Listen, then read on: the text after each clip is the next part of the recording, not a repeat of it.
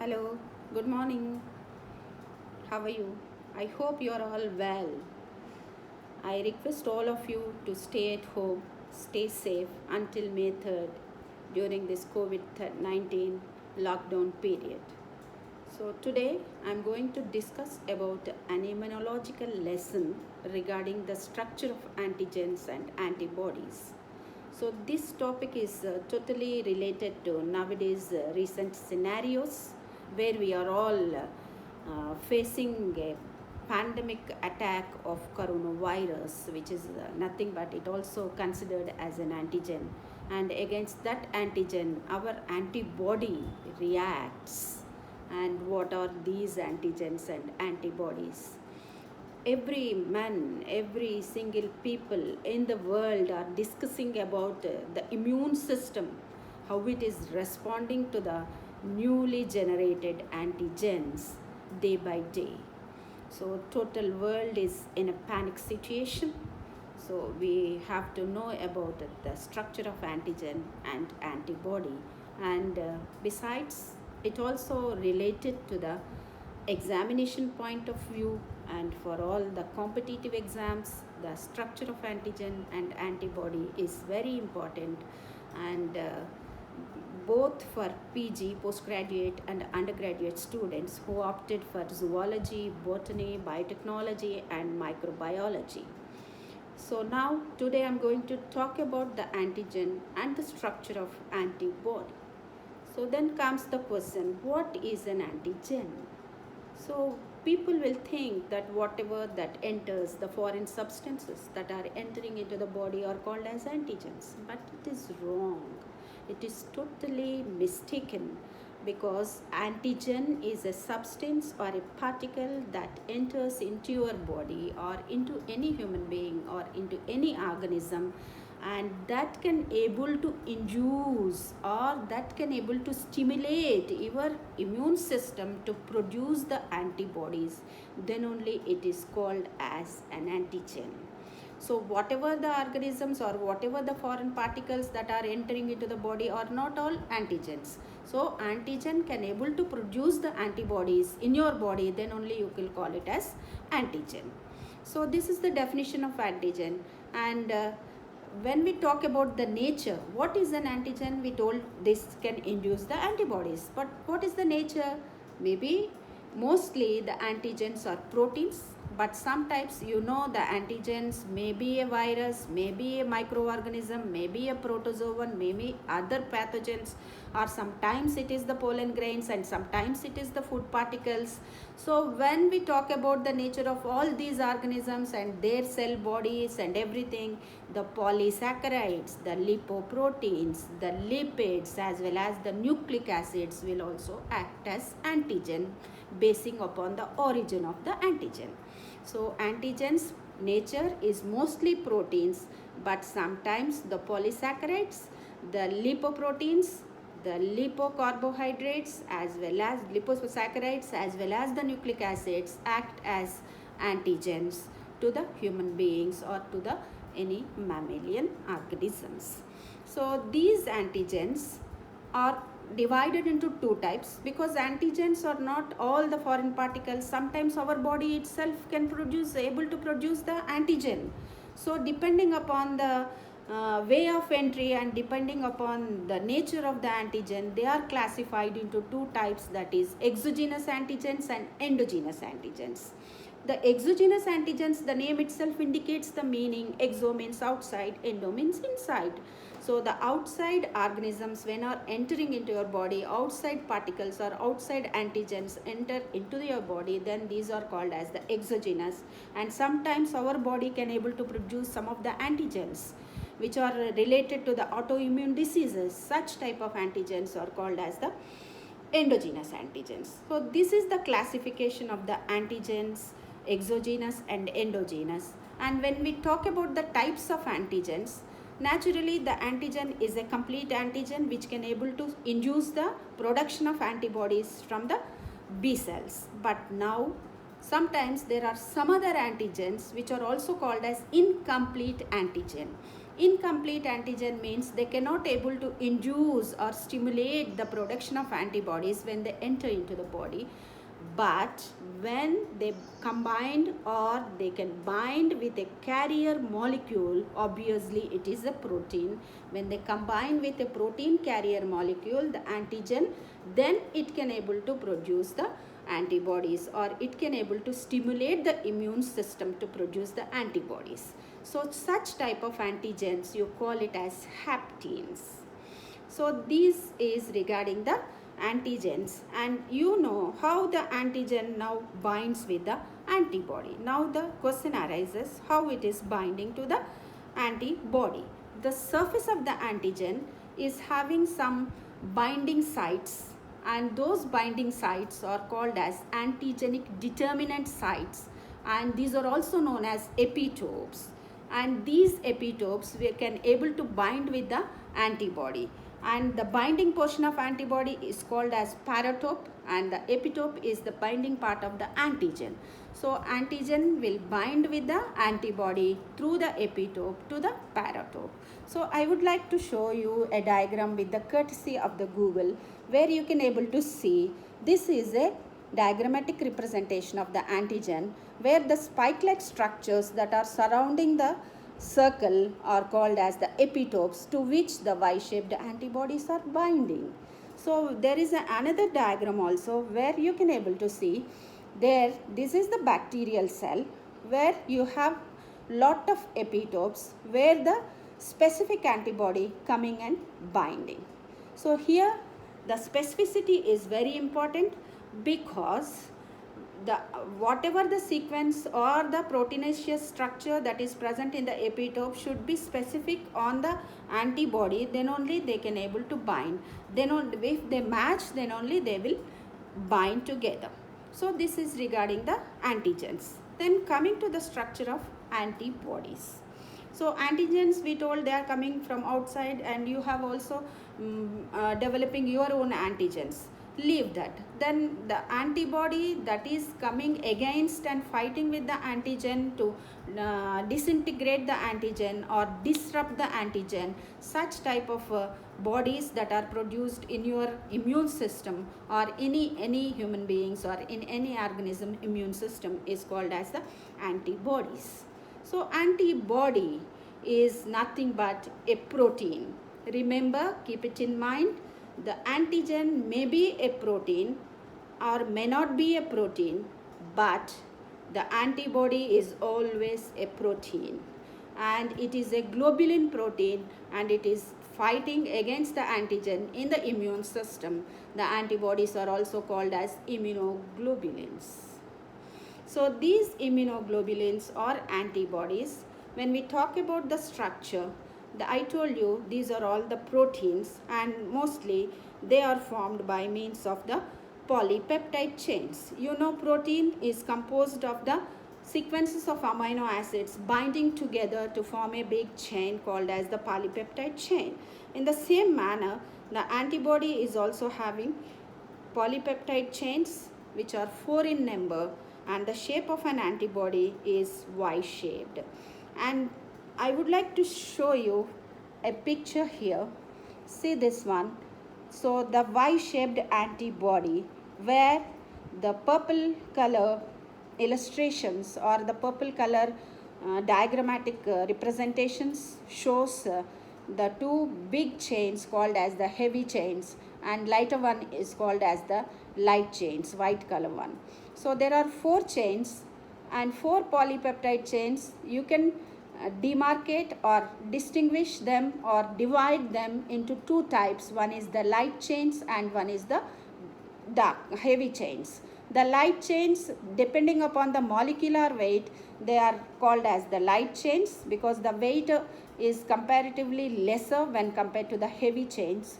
And the heavy chains are very long, and they are made up of 440 amino acids, whereas the light chains are made up of 220 amino acids.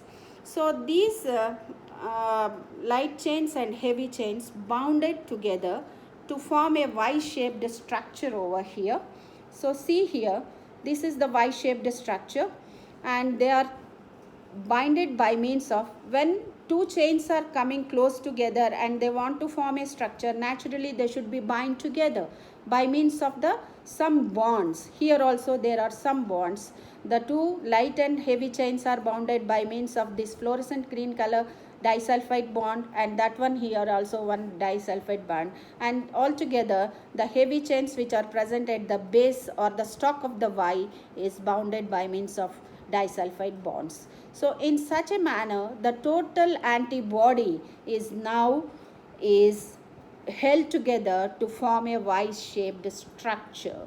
Are you able to see now properly? And here the top of the antibody, this one, this region up to this fluorescent region is called as the variable region, and here also it is called as the variable region. Why it is variable? Variable means what? The sequences of the amino acids changes according to the structure of the antigen, then it is called as the variable region. And the top of the arms, two arms, this region as well as this region, these are called as the antigen binding sites, and these are also known as the paratopes. So one antibody having two arms and two sites, two antigen binding sites, so it is bivalent in nature. Bi means two, valency is two, and bivalent to bind with two antigens, and there are two paratopes and a single immunoglobulin or single antibody. Okay, so this is regarding the variable region, and this is also variable region. The remaining part, the half of the light chain as well as the half of the other light chain and total heavy chains, these are all called as the constant region. So this part is called as the constant region, from fluorescent region to here and here to here. So this constant region, where you can see the amino acid sequence is constant, hence it is called as the constant region. So total number of the amino acids in the light chain is 220, and heavy chains it is 440, and about 110 amino acids of both the chains, the heavy as well as the light chains of the immunoglobulin or antigen is called as the variable region, and remaining part is called as the constant region. So this is regarding the regions and the paratopes of the antibodies. And when such an antibody, the light chains are made up of two types of the polypeptide chains. One is alpha chain, and one is lambda and other one is the kappa chain. So lambda and kappa chains are the part or the polypeptide chains that are made in the light chains of the antibody, whereas there are 5 types of polypeptide chains present in the heavy chains. So lambda is present or in a single antibody, either lambda chain is present or a kappa chain is present, but not both. That is important. And the percentage of the lambda chain and kappa chain in all the immunoglobulins in human beings is 2.1. If only single type of the chain, mostly the lambda chain increases and increases in number, naturally that is a symptomatic diagnostic feature that the person is suffering from the cancer, where the replication of the immunoglobulins, only one type of lambda chain will occur. So this is regarding the light chains. And then coming to the heavy chains, there are 5 types of the heavy chains, and these 5 types, basing upon, these are all designated or denoted by means of the Greek letters, the alpha, gamma, epsilon, delta, and then mu. These are 5 types. Depending upon these heavy chains, the immunoglobulins are again classified into 5 types. And I would like to show you, there are several types depending upon the crystallization and cleavage part of the immunoglobulin. So when an antibody, the Y-shaped antibody, which is having 2 arms and 1 stalk like this, This one is called as a monomer, where you can see 4 chains. See here, the red color ones are light chains and the blue color ones are the heavy chains, and they are the middle structures that are called as the disulfide bonds. 2 disulfide bonds binding together in the heavy chain, and single disulfide bond in the light and heavy chains at the arms. And this antibody, when it is treated by means of a proteolytic enzyme, mostly the papain, this antibody can be cleaved. Proteolytic enzyme, that means it will lyse or it will break the protein or the polypeptide chain into some pieces. In the same manner, then proteolytic enzyme is acting upon it, this antibody is cut into 3 pieces. And those 3 pieces, the 2 arms are separated with one single stalk. These are 1, 2 and 3. So such type of these 3 fragments that are formed by the treatment of the proteolytic enzyme. So the upper arms are called as the Fab regions, that is fragment of antibody region, and the lower one is called as the Fac region, where it is fragment of crystallization. So this part only can able to crystallize, and this part can able to bind with the antibody. So there are 2 Fab regions and 1 Fac region. So this is regarding the antibody. And this antibody, you can able to see a junction here where the 2 arms are combined together and then attached to a stalk, and this junction is called as the hinge region. And that hinge region enables the antibody to turn or to give some flexibility like this. If an antigen is coming here and it want to bind it, this can able to twist or this can able to move like this. For such type of this, the flexibility is given by the hinge region in the antibodies, but this type of hinge region is not distinct in 2 types of the antibodies, that is IgM and IgE. But in others, the hinge region is very prominent and it can able to bind, giving the flexibility for binding purpose. So this is regarding the antibody structure. And when we talk about this antibody, you know the orientation of the proteins, the folding, the secondary folding, primary folding, like that. When that happens, it also forms some domains. In that manner, it forms some loop-like structures in the antibody, the foldings of the polypeptide chains. And that type of domain is extra formed in IgM and IgE, where you don't find the hinge region, and that domain and that orientation of the polypeptide chain will initiate the flexibility of the particular antibody. So this is regarding the brief structure of the antibody. So just keep it in mind very briefly. It is a Y-shaped structure. It is a globulin protein. When it is a protein, naturally it has the polypeptide chains. You have 4 polypeptide chains. 2 are light depending upon the molecular weight, and 2 are heavy. The heavy chains are 440 and light chains are 220, and both the light and heavy chains are present in the arms, but in the stalk only you find the heavy chain.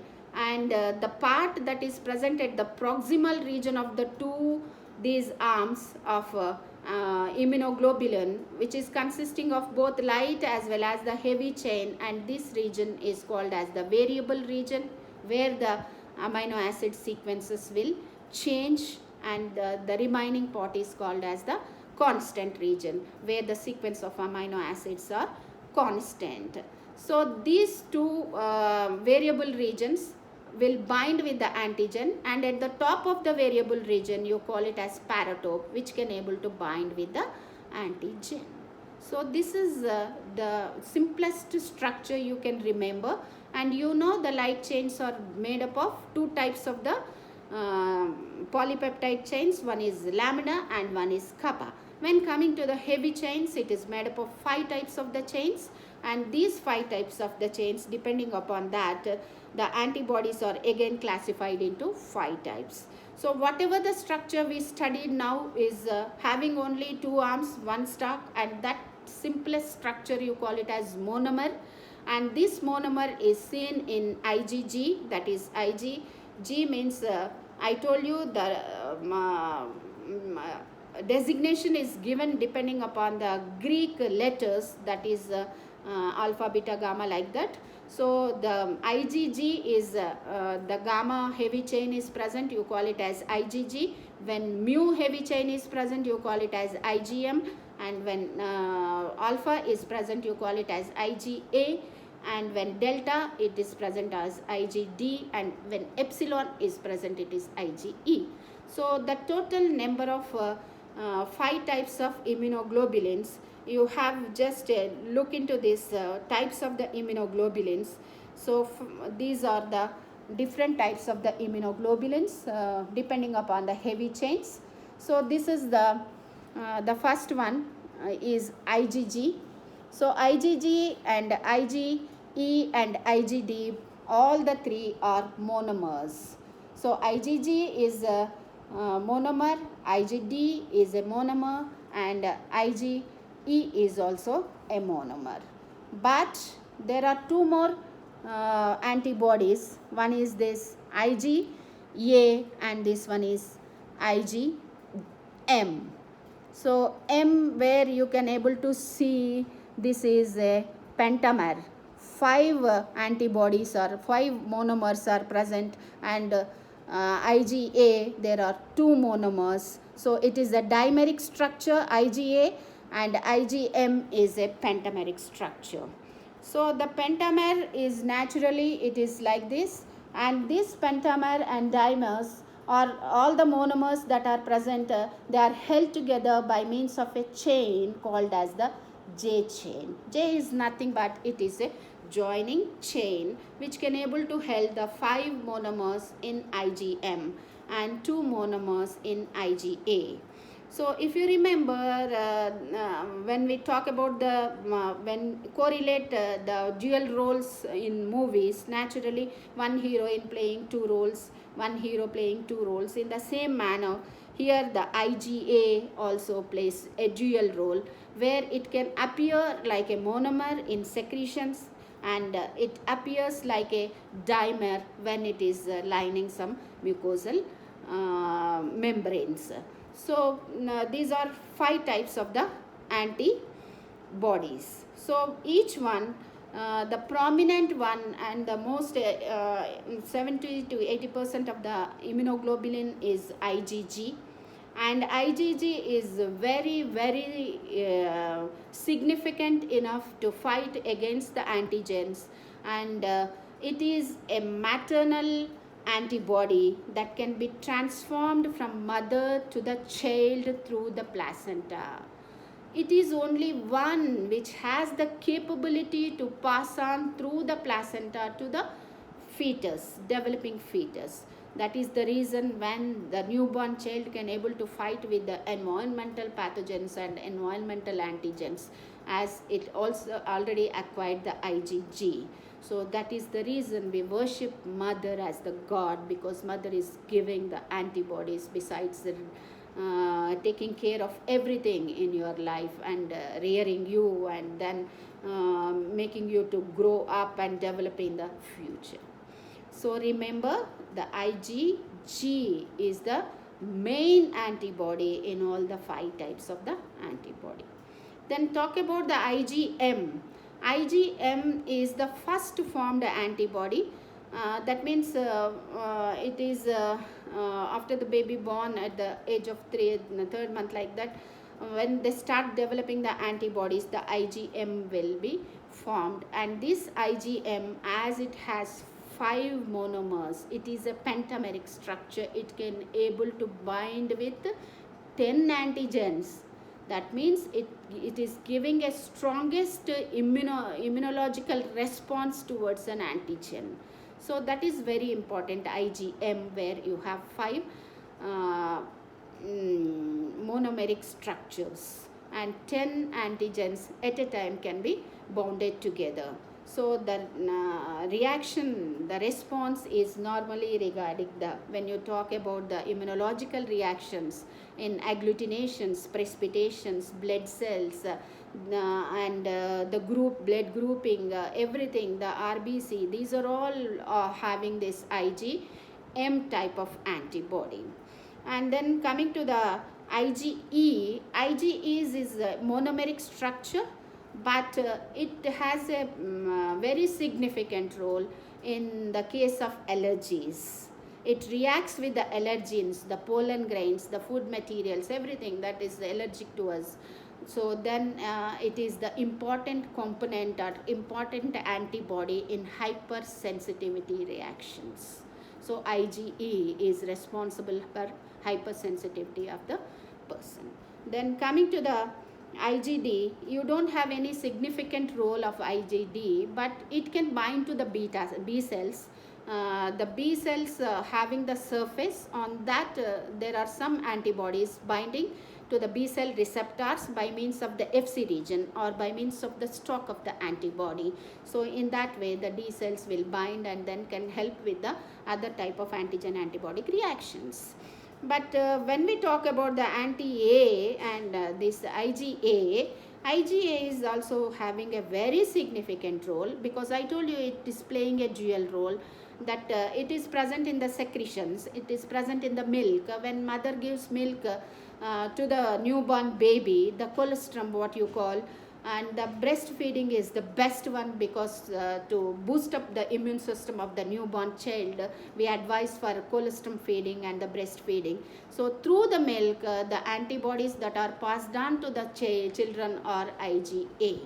So in these secretions, it is a monomeric structure, but IgA is always present in the lining of the nose, in the lining of the throat, and in the lining of the gastrointestinal tract, where the mucosal lining is present. At that, it forms all the antibodies will form a paste like structure called as the antibody paste, which is coating the total mucosal lining.